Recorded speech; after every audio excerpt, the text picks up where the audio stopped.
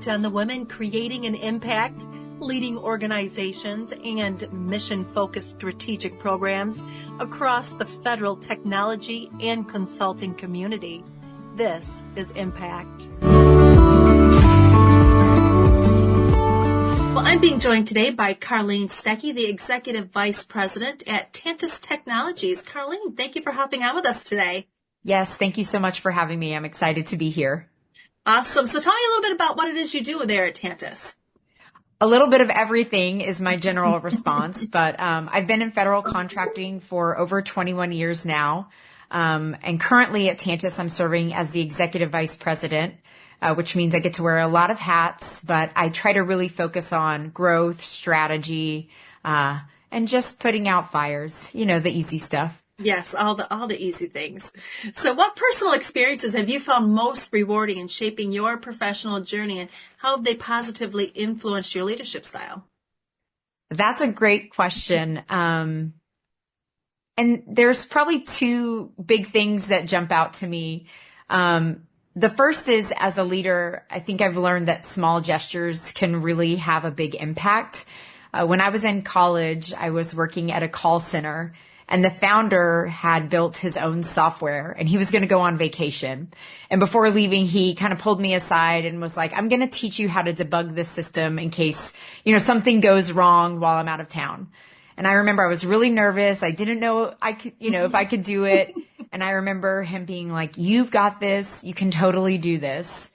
And it was that simple moment of just kind of trust and encouragement. It really changed my career trajectory, and it opened my eyes to a career in IT. I had never even considered working in IT before that. So I think leaders often think that mentorship has to come in this form of grand gestures. But sometimes it's really just about offering belief and opportunity at the right time. And then the second thing that jumps out, and it's probably the most overwhelming, is becoming a parent. Oh, yeah. This has hands down fundamentally reshaped my approach to leadership. I'd say it's really instilled a deeper sense of boundaries and discipline. I think early in my career, I equated success with a packed schedule, being the last one out the door. But having kids really forced me to recognize the limits of my time, probably for the first time in my life. And it made me become much more intentional about what I wanted to commit myself to and the organization to. And I think it shifted me to be a little bit more strategic. And I think it also forced me to change my leadership style. At the time, again, kind of earlier in my career, I think I was very much a taskmaster. I kind of had to have my hands in all the pots. I had to know what was going on. And I learned to make the work-life balance work as a mom, that I really had to get the right people in the right seats and trust them to do their jobs. There's this quote by retired General Stanley McChrystal that really influenced me a lot. And he says, many leaders try to operate like a chess master, controlling every single move. And they should really be more like gardeners, cultivating environments where people can grow and thrive. And that's a perspective that's really resonated with me. And it's how I strive to lead today. And it's what's funny to me, too, is once you become a parent, you start questioning everything. Like, do I really know as much as I thought I knew? When your kids start asking you, yes. How, why, I don't know why paper is white. Like the questions that they ask you, you're just like, I feel like I knew everything, but now you're making me question my life. Yeah. At work, sometimes when we have like a fire or something's gone wrong, we always do like a retrospective and we do the 5 whys. And sometimes I feel like I'm doing that with my kids because it's like, why? Yeah. You really do not know as much as you think you know. Having kids will humble you very quickly in that department. Yes, and they make you think your life started the day they were born. Like nothing you did happened before they were alive. It's true.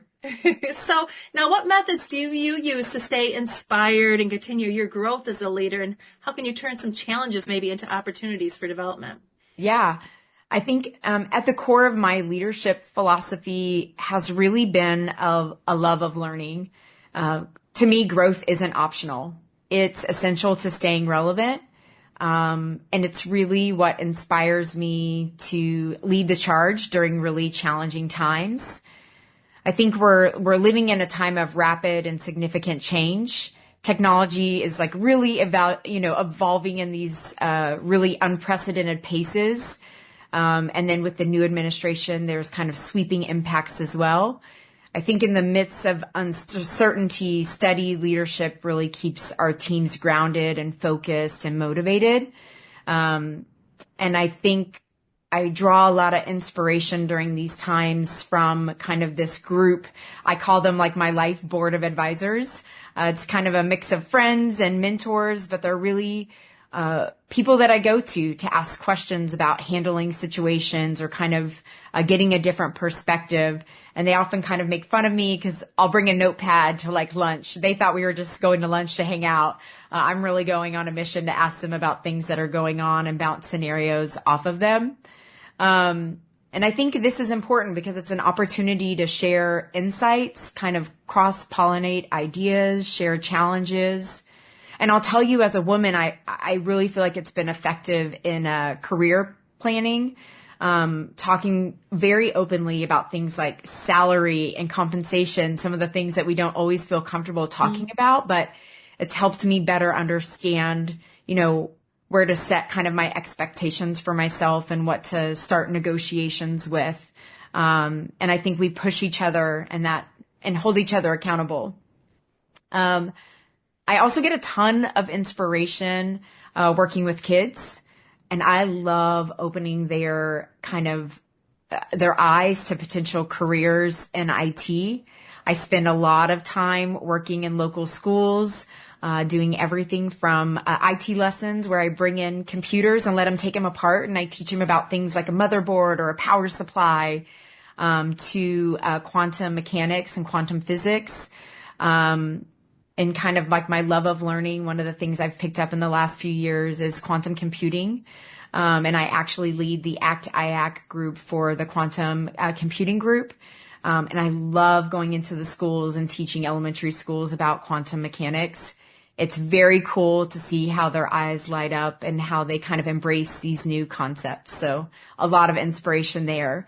Because it makes me feel like I want to go back and build an organization that one day these kids are going to be proud to be a part of, and that they're going to think like, oh, that's the kind of company I want to work at when I'm in the workforce. So awesome. So now, how can organizations create more supportive environments to nurture and mentor women to become emerging leaders and ensure a vibrant and inclusive leadership pipeline? Yeah. So I kind of have a gut reaction to that question at first. Like I kind of want to say, don't wait for your organization. Build that network, find those mentors. If your organization isn't there yet, do what you need to do to build that tribe that's going to encourage you and push you and cheer on your successes. And then I would say, while we're waiting for organizations to maybe catch up, don't be afraid to ask and take up space. I think sometimes as women, we are a little afraid to take up space, and I would encourage you to really step into that and don't be afraid.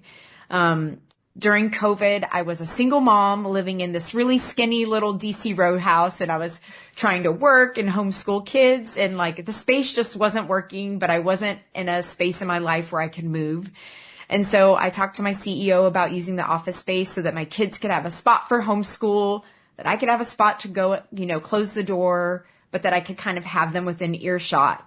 And just that simple ask and him saying yes, just opened things up for me and created this ability for me to work in a way that I was much more effective.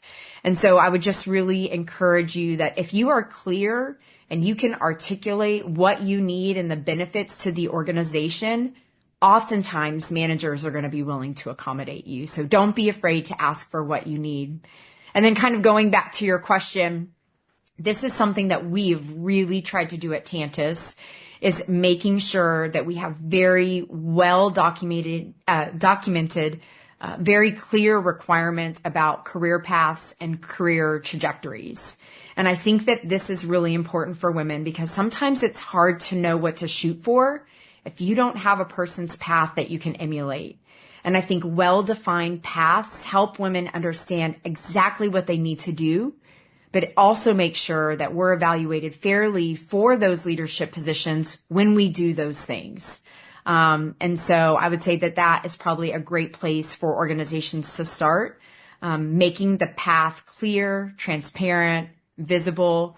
It helps you understand what you need to do and then make sure that there's a level of fairness in that process as well. That's great. So now what exciting trends or developments in the workplace do you believe are going to positively shape the future of leadership, and how can leaders best prepare to embrace these changes? Yeah. Wow. That's a question to answer right now, right? I mean, I know. there is so much change going on, but I think the thing that excites me, in my role especially, is that change brings opportunity. And right now there is a lot of opportunity. And I think we're going to see shifts in how we view change, how we view organizational resiliency, the kinds of leadership that we want to amplify, and how leaders can help organizations kind of embrace change. I think there's opportunity to look at how we enable change in the organization and how we help our workforce understand that change isn't just a one-time thing, but it's going to be something that we have to embrace in all aspects, in all facets now within our organizations. I think in all the change we're experiencing, the need for transparent, trust-based leadership has never been greater. And so I'm kind of hoping with all of this change that we really understand and elevate the need for leaders with high EQ. I would say to kind of help our teams embrace change, we need to foster kind of like a growth mindset and embrace agility. But most importantly, I think leaders need to communicate with consistency and clarity. We need to ensure alignment.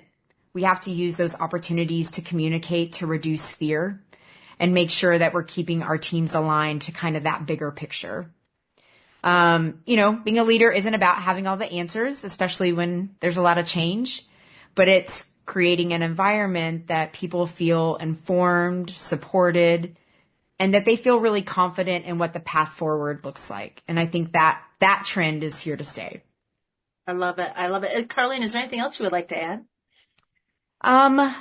I would just say, again, kind of going back to that, not being afraid to take up space and ask for what you need. I think, especially when we're on the leadership track, sometimes we kind of want to blend in some situations, and, everyone's situation is unique. Don't be afraid to ask for the things that you need to be successful, and use words that you can articulate the value of what you need. And you'll be surprised. Organizations will meet you where you're at, if you can really dig in and deliver value. And I think, that's one thing that I wish I would have learned a little earlier in my career. Well, Karlene, thank you for taking the time to speak with us today. Yeah, thank you for having me. I'm so excited. And I appreciate you, elevating women in leadership and all you do for our community. Thanks.